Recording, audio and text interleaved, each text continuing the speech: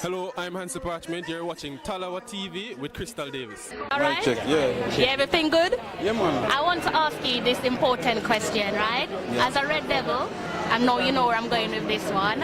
Who do you predict will have the better season, you or the club that you support, and what's your reasoning? Why not the both of us? You're sure about that? Both of we can trust me, man. Own a buy from the transfer window.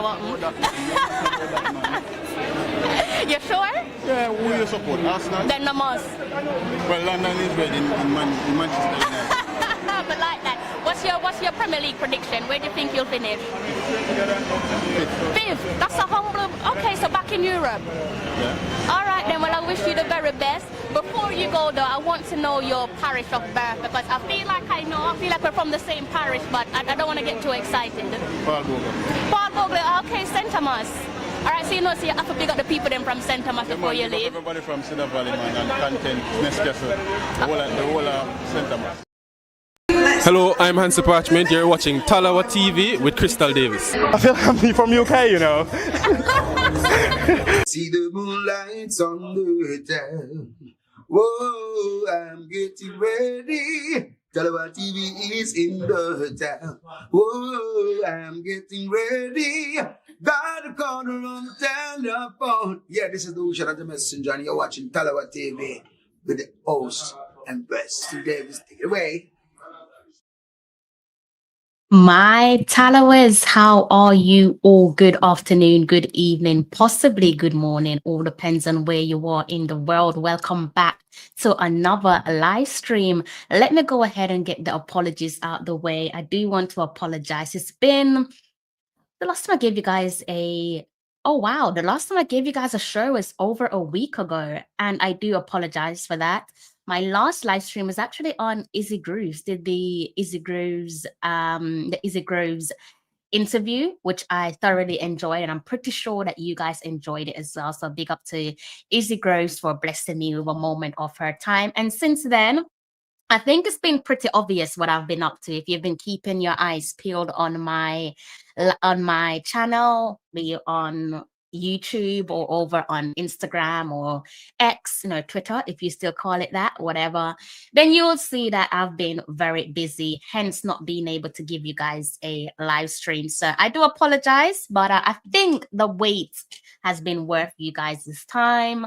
Obviously, you should have seen by now that I covered the London Diamond League, managed to get a couple exclusive interviews there for you guys. If you've managed to watch any of them, do let me know which one is your favorite.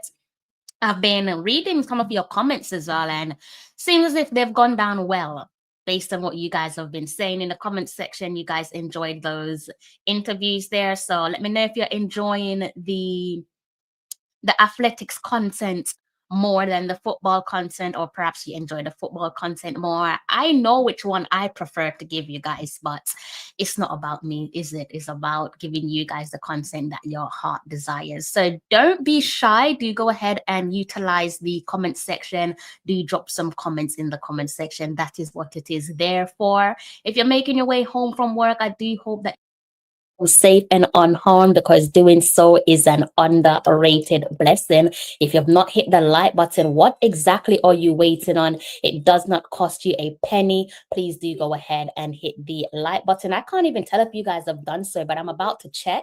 I want to see if you guys are respecting my time. So let me go ahead and check to see if you guys have hit the like button.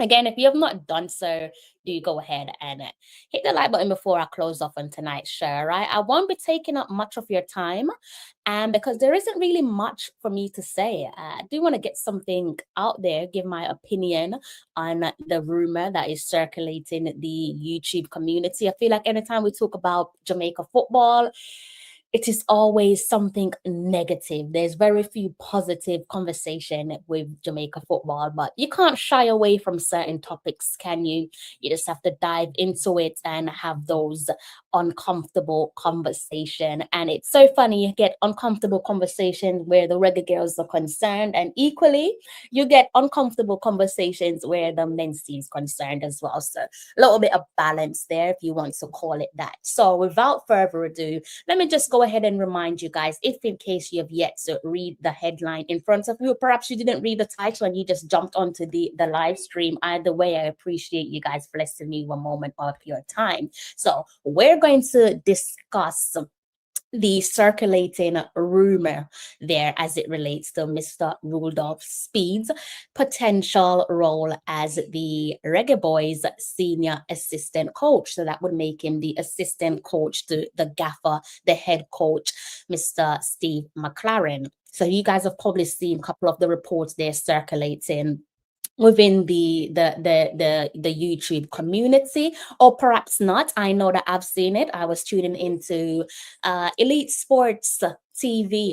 It might have been last night, if memory serves me well. I cannot remember, but it might have been last night, tuning into his channel, and I'm caught up on the latest rumor regarding Jamaica football. So I figured let's go ahead and have a chat about that with you guys here on my channel. So, and it is quite significant. It's significant because quite obviously, Mr. Speid currently serves as a JFF board of director. Let's just go ahead and bring that up so we can all see the same thing, right? So there he is. It's probably to you guys is left. It is bottom of the right screen there for me.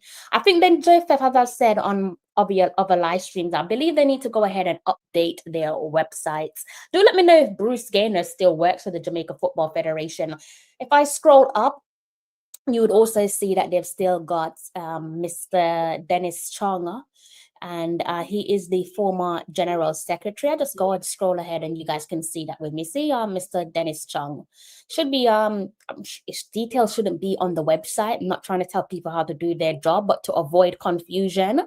I imagine if you're new to Jamaica football, you're going to assume that Dennis Chung is still the general secretary, and Bruce Gaynor, kind of need to update that one there, lads. All right. So again, I'll keep that one on screen for you guys because I think it flows well with the conversation. Big up yourself there, Rockford, in the comment section. I hope that you are in great health. So back to what I was saying. It is a significant conversation there, guys, because quite obviously, Mr. Speid, as you can see on the screen in front of you, currently serves as a JFF board of director, and he also manages Cavalier FC in the Jamaica Premier League, so the JPL. So my focus is to explore the implications of such a multifaceted role, a multifaceted dual role, promoting dialogue on governance, best practice or best practices, and the long-term health of Jamaican football. So let's just remind ourselves that as we are having what is deemed for some an uncomfortable conversation, I've learned by now that when we jump into those uncomfortable conversations, some people do carry the belief that it is a personal attack, be it the person that we're having the conversation on, or maybe someone who's a supporter, an admirer, or follower of that particular individual. Sometimes I do see it as a personal attack. I can assure you that it isn't a personal attack, but instead it's about ensuring transparency and accountability for the sport that we all love. Many of you call it the beautiful game. So in terms of the core points that I'd like to discuss, I reckon the best way to look at this is, again, to touch on the rumor and his role. So as I said, there is reports out there suggesting that Mr. Speid, who is currently on the JFF board of director, as I've already stated, and the Cavalier FC manager, all within a nutshell, just to many, perhaps not the few, a respected individual is being considered for the Reggae Boyz senior assistant coach position. So it is crucial to remind you guys again, in case you're just jumping into the live stream, that this is a rumor and we are simply examining the implications if this rumor materializes, given his already demanding position. I know he's a man that wears multiple hats, and perhaps before I close off, we might just brush upon a few of those multiple hats there that he wears, just again for the purpose of context to the conversation itself. Now, this one here is a bit of a head scratcher for me. Pick up yourself, Owen. Owen, I hope you're in great health. Now, it's a bit of a head scratcher to myself and perhaps to you guys as well when I'm looking at, reading and listening to what's being said again within our Jamaica football community. Now, in terms of the central concerns, I think I have a few. Perhaps my concerns is different to you guys. I do have a few concerns, but I think the biggest concern of them all is the elephant in the room. I'm not even sure if it's an elephant in the room, but it's quite clear that it is pertaining to the conflict of interest. Now, does it make sense, irrespective of your opinion of Mr. Speid, does it make sense for an individual to pursue or hold a national team coaching position while simultaneously managing a top-tier local club and serving on the board that governs both, right? You can see him on the screen there. This one is taken from the Jamaica Football Federation's website. So this quite obviously immediately raises the concept of conflict of interest, where personal or professional interests in one role could potentially compromise judgment in another more senior role, central to the conversation that I'm having with you guys. And then I can't help but to also look at the governance and the capacity. And as I said, as it relates to the man himself, he is one that is... It is said quite on a number of occasions that he wears a number of hats. He wears many hats. And from what I can see, if we just stick to the ones that we know of without having to deep dive and wander off and do research and pick the phone up and call different individuals for confirmation and so on, if we stick to the ones that we are certain of, so him working for Cavaliers, managing Cavaliers, and also being a director on the board of directors where the Jamaica Football Federation is concerned, I don't think it's rocket science that these roles, these jobs that he has, these multiple high-level roles, I should say, without knowing the job description and the detailing of said description, I should think that it is that these roles are demanding, that they do come with immense demands and dedication. So irrespective of how brilliant he is at each of these respective roles, can one individual truly excel as a JFF board of director?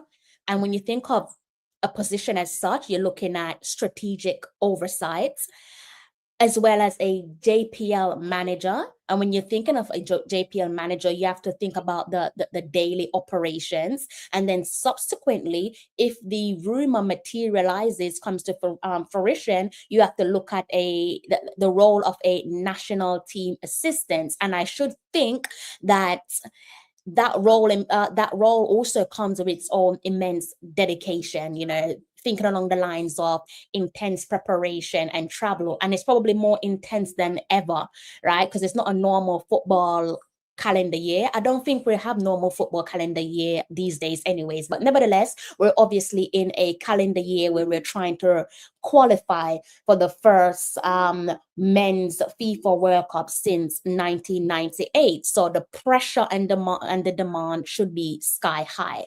So can one individual, again, irrespective of how brilliant he is at his job or jobs, can he truly excel in multiple roles without one role suffering?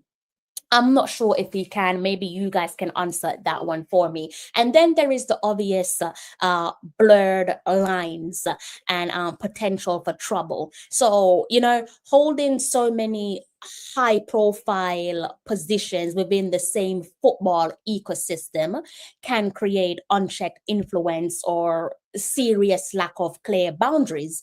So that in the grand scheme of things, that could then potentially raise governance integrity concerns, undermining public trust, fairness within the football league, and also JFF's accountability. So a couple of things that I guess I would I'm thinking over, and quite, as things stands, don't necessarily have the answers to my own questions, hence doing this live stream. Maybe you guys can provide me with those answers. But also from what we know of Mr. Speid, and just focusing on him being the director, working as one of the directors within the Jamaica Football Federation, where the hierarchy system is concerned. So what we know of him and his position and his job, I don't know his JD, as in his the job details of his role, but what we do know, I'm looking and I'm wondering, so if he does go on to becoming the assistant coach to Steve McLaren, who oversees the overseer?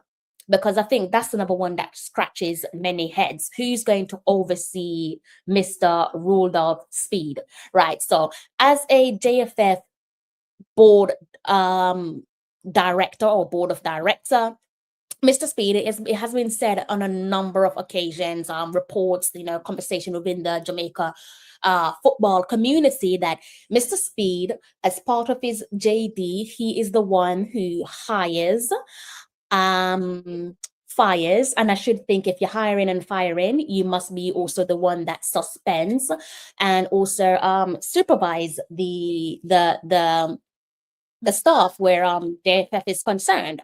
So if he becomes the national team assistant coach where the senior men's team is concerned, my question is, who is going to oversee him in that particular role? So that obviously creates a direct conflict of interest, blurring the lines of accountability. Now, it gets even more confusing, or potentially not so much confusing, but concerning when you're thinking of different areas. Another area for me to consider is the perception there, the perception of bias and player opportunities, because this is another thing that's been discussed across the community. So there is some concerns, whether it's growing concerns, but undoubtedly there is some concerns there that already exist about potential favoritism towards Cavalier players in the national team selection. So should Mr. Speid become the assistant coach for the senior men's national team, the Reggae Boyz, this perception, I should think, would intensify, right? So again, if it all materialized, will Cavalier player call-ups dramatically increase? Because if it does increase, then the argument to that is that it is undermining fair opportunity for all Jamaica Premier League players and fostering, significant distrust across the league. And I guess my biggest worry in all of this is the fair risk to player and player safety. And I think if what I've just said in regards to, Cavalier players coming into the national team, if any of that holds water, then surely such perceived favoritism, if widespread, carries severe risk. And I think this is the one that is of the highest concern for me. When players feel that their merit is overlooked due to bias or favoritism, then I think it's safe to say that it can breed some deep resentments and moral breakdown, whether that's just within the local football, or whether it then spreads over to the national team setup, whichever way you want to look at it. But it can create some layer of resentment, and as I said, subsequently lead into a moral breakdown. So this frustration, in my opinion, again, if everything comes to fruition, could escalate, and it could potentially lead to on-field confrontations, or maybe even worse. And worse is pretty dark, and I don't want to go there. Perhaps we can have this conversation and explore what that dark side could look like if what is being rumored materializes. So and if that does happen, then surely it puts us at a position where you are jeopardizing the game's integrity and, more importantly, the players' safety. And if all of that does come to fruition, and much of what I've discussed, especially the last point there where player safety is concerned, we might have to potentially brace ourselves for a potential intervention from FIFA, because systematic conflicts of interest and perceived unfair play can attract FIFA's attention. I think we're all certain of that. We all know that can happen. Not to say that it will happen, but it can happen because FIFA has strict ethics. They have strict ethic codes. So persistent issues could potentially trigger your investigations, your sanctions, or worst case scenario, a suspension for the Jamaica Football Federation, which I'm sure we can all agree that would be devastating for Jamaican football. Be interesting to find out whether, if this does materialize and sanctions are being handed out because of the politics, conflicts of interest, if the Reggae Girls would then subsequently be caught up in all of that. So again, we can have separate spin-off conversation if certain things come to fruition later on during the course of the year, or whether it's a case of with immediate effect.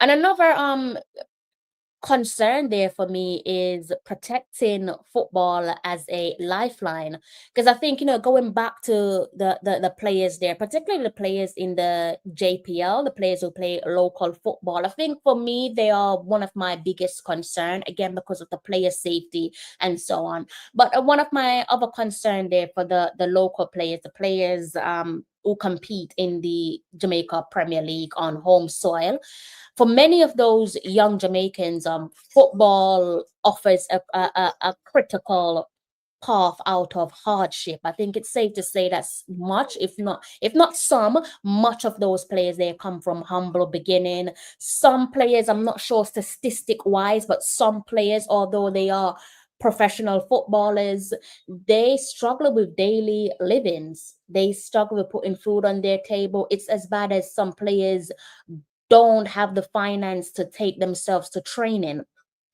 So again, as I said, football offers a critical path out of hardship in terms of what's going to make one's life better. It's football for them. So if opportunities are seen as unfair and manipulated due to conflict of interest, then obviously that in turn crashes hopes and undermines the sport's vital social role.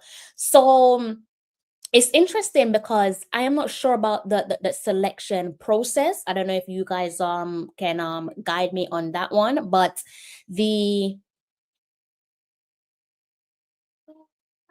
selection process there, both for not just the Reggae Boyz, but also for the Reggae Girls, I think there's a bit of a blurred line there. I don't think there's much of a transparency. But if players aren't being called up to the national team based on footballing merit and what we see, in terms of them competing for their clubs week in, week out, then quite obviously that then creates another problem in itself. And for us to ensure, whether you want to, class yourself as the media, traditional media, new media, content creator, the 12th man, whichever hat you wear, maybe you wear multiple hats. But if we want to ensure that football remains a beacon of hope and fair play, not a source of widespread disillusionment or conflict, then voices need to be heard. People need to be voicing their opinion on what is being said. And yes, it is, as I said, it is currently a rumor. But if the rumor then becomes reality and it comes to fruition, then people do need to put aside their biases, open their mouths and speak, because it could spell trouble.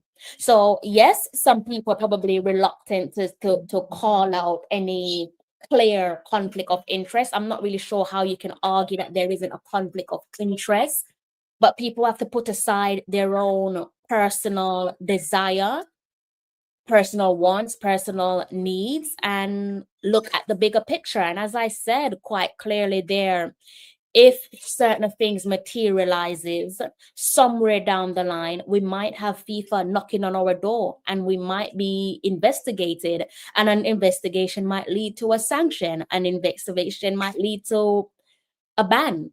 And so all those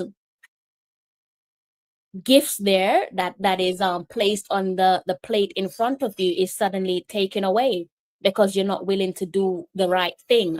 So I think it's a conversation that carries multiple angles. All depends on which angle you want to work with. But nevertheless, as I said, if it does materialize, then I don't think this is one where you could just turn a blind eye and act as if you can't see the clear conflict of interest.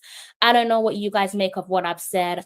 As I said, I was going to make it relatively short because as things stand, it is a rumor. So there's no need to go too deep into things until if something materializes and it all comes to fruition, then we could go a little bit further with the conversation. But as things stand, definitely a conflict of interest. Should he be the assistant coach to the senior men's national team? Absolutely not. Unless, yes, perhaps if you're going to step away from the Cavalier job, which I think it's safe to say that no one can see Mr. Speid doing that. And yeah, it does. It's something that could lead us to a very dark time, a dark period for Jamaica football. And I am really thinking about how the JPL players would react to this in terms of any potential bias that they might feel is occurring, or bias that has occurred before in the past. If players playing in the JPL, players playing for Cavaliers, and those players being called up over them. You can argue and say, well, those players that were called up is not a conflict of interest. They were better than, but some would argue and say that not necessarily. There are equally as good players or better players who don't get a look in for whatever the reason is, right? So I'm definitely concerned, and I do definitely feel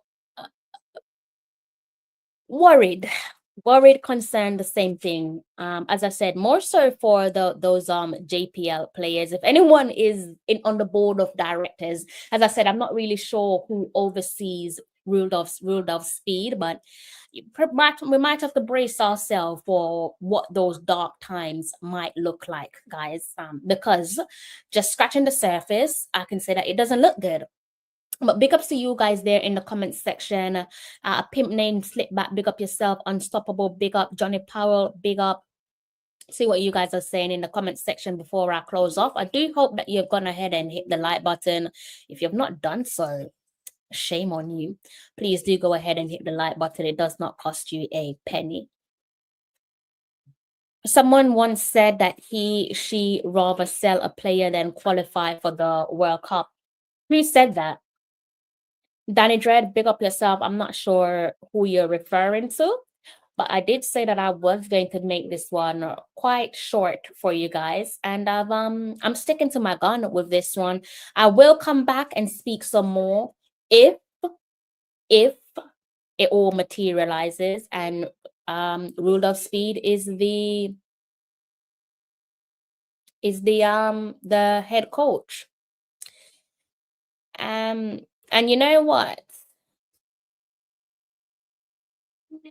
I think it's something that we should definitely keep our eyes on, guys, as it does not look good at all. Let me know if you guys have any questions for me before I close off. I think I'm going to close off in a few minutes, maybe 2 minutes, because I don't really need to take up much of your time.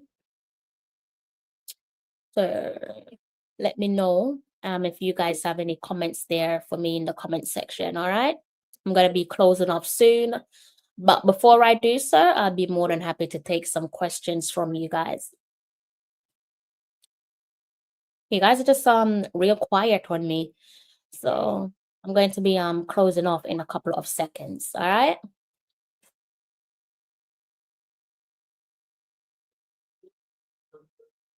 So if you just tuned in, if you're just tuning in, it's pretty easy for you to go ahead and rewatch this one back on replay. It's about what, 30 minutes of your time. So digestible. Does JFF have a speed limit? Let me know in the comment section. Warren Webster, last stream I put that question to you, Crystal. Big up.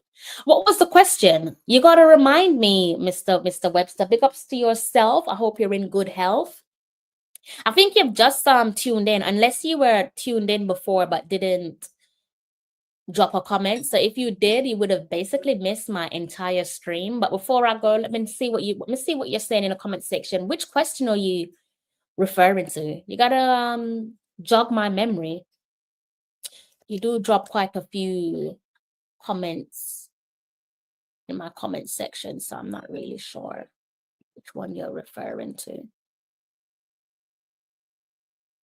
All right, let me go over and see something here. Speed taking over. So are you saying that you dropped a comment saying Speed will take over? Can't say that if he will or if he won't, because at the moment it's a rumor. I'm hoping it stays as a rumor, because the obvious conflict of interest is alarming. It is alarming. Ah, okay. Got you. Conrad, big up yourself, Conrad. Hope you're in good health. So do you guys have any more questions before I close off? Let me know if you've got any more questions. I'm going to close off in a few minutes, unless you guys have some questions for me. I think I've already expressed my concerns. Not so much of an elephant in the room. It's just quite clear. It's a direct conflict of interest. I'm also like wondering how the gaffer feels about this one. And again, if it does come to fruition, then we'll have a wider conversation. But I am wondering how he feels, again, because of the repeated conversation within the community pertaining to any potential desire there of Rudolph Speid wanting to be the head coach. I think if this does materialize and he becomes the assistant coach of the Reggae Boyz, the senior Reggae Boyz, then I think surely as the head coach, where the gaffer McLaren is concerned, surely you must feel uncomfortable by that, right? Because essentially you've got your boss watching over you. You basically go to work with your boss watching over you. So basically, it's almost like a form of micromanagement. I don't really know many people that enjoys micromanagement. People tend to not want to be micromanaged. And that in itself, it feels very uncomfortable. Not only do you have to wonder, does this guy want my job? But is he watching my every move, waiting for me to slip up? And if I do slip up, am I going to be shown the exit door? I think for some people, they're looking at this as, if it does come to reality, then it's almost like yes, it's a conflict of interest and there's no arguments about that. It's almost as if it's a stepping stone for Speid, isn't it? Because what happens when you have the assistant coach? The assistant coach takes over as an interim head coach, if the head coach is shown the exit door. So for some people, there is that talks of this is a step in the right direction for Mr. Speid, because if McLaren slips and slide, then he then steps into the position of being the head coach for the senior men's national team. I cannot see how anyone in their rightful mind cannot see the conflict of interest, and I'm not sure why anyone would think that that's a good idea, because it's not, and it has nothing to do with his coaching abilities. As I said, yes, you can be the head coach if you're willing to take off a few of the hats that you wear. And I don't really think he's going to be willing to do that.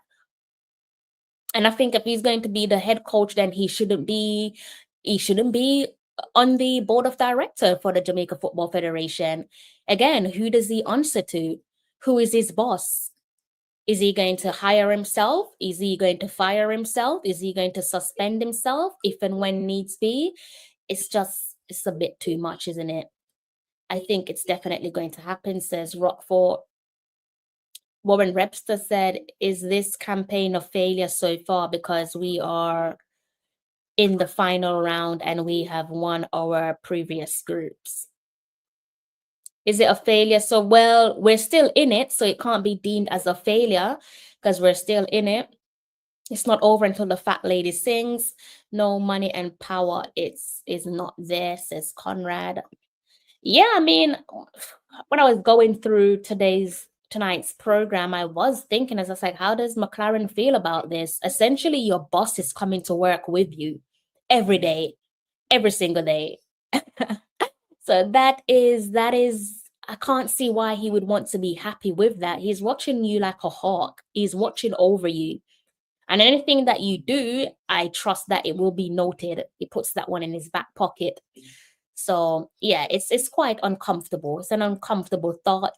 Does JFF have a speed limit? Let me know in the comment section. If you've not hit the like button, what are you waiting on? Do go ahead and kindly hit the like button. It does not cost you a penny. Throw some questions my way before I close off.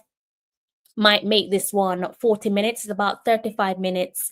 I'm not going to go over 40 minutes. Definitely not touching 1 hour. So throw some questions at me before I close off. If not, I'm just going to love you and leave you until next time. In the meantime, you have quite a few content to choose from. You should have by now seen my content for the London Diamond League, covered the London Diamond League. You guys should have come across the content by now. If you have not watched it, do go ahead and give those contents a watch. So what have I uploaded? I still have some content to edit for you guys. Let's see. So you can go ahead and watch Dina Asher-Smith's interview. She says we're getting the world champs here in 2029 London, bidding for the World Athletics Championship for 2029. Also spoke to Zarnell Hughes, a proud father, spoke about how much his son inspires him. Spoke to Genevieve Russell as well.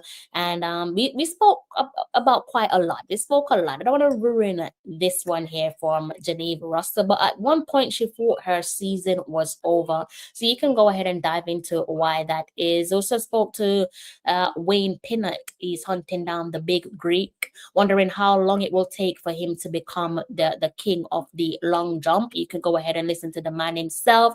Also spoke to the Olympic champion, Juju Alfred.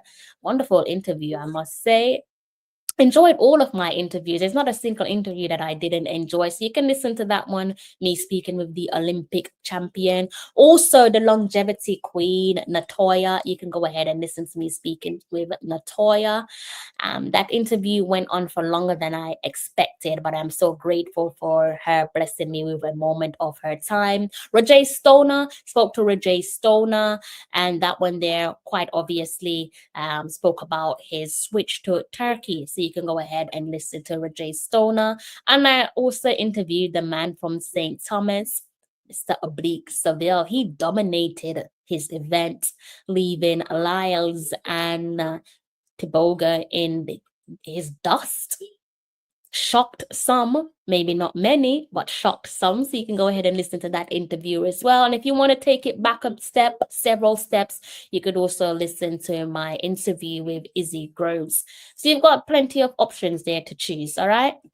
Warren says, is JFF pushing the panic button? I saw some of those interviews. Nice job. Thank you. Is this the right way to press the panic button? I have different ideas that I'd like to discuss with you guys. Again, only if this one comes to fruition, right? I'm not really, perhaps so, but is this the button that you should be pressing? It doesn't make, and who is pressing the panic button? Is it Speed? I'm not really sure if there is a panic button that's being pressed, but if that is the button that you're pressing, I really feel as if we're heading towards a dark time for Jamaica football, right? So I'm going to close off now because I've said all that needs to be said, and I've given you guys an extra 10 minutes. If you are making your way home from work, you can go ahead and if you're driving, that is, you can go ahead and keep both hands on the steering wheel. Don't be distracted. If not, if you're in a bus, in a taxi, either which way, I do hope that you make it home safe and unharmed. Thank you so much for blessing me with a moment of your time. It is greatly appreciated. Lauren says, if this campaign does not go well, it will affect sponsors and potential sponsors. If Mr. Speid is hired as the assistant coach, sponsorship should be the least of our worries. We might not need to worry about sponsorship and find out is the coaches turn down Jamaica, not they want to carry their assistant coaches and Jamaica not having it, so they say no. Okay, so we can have another conversation about this another time. For now, I'm going to love you and leave you. Not really much else to say. I want to keep it short and sweet so you guys can watch this one back on replay in your own time. Thank you so much for blessing me with a moment of your time. If you haven't hit the like button, what are you waiting on? Go ahead and hit the like button. It doesn't cost you a penny. If you haven't subscribed yet, what are you waiting on? Go ahead and hit the subscribe button. And you know how this one goes. Until next time, take care. I'm John Barnes, and you're watching Talawa TV with Crystal Davis.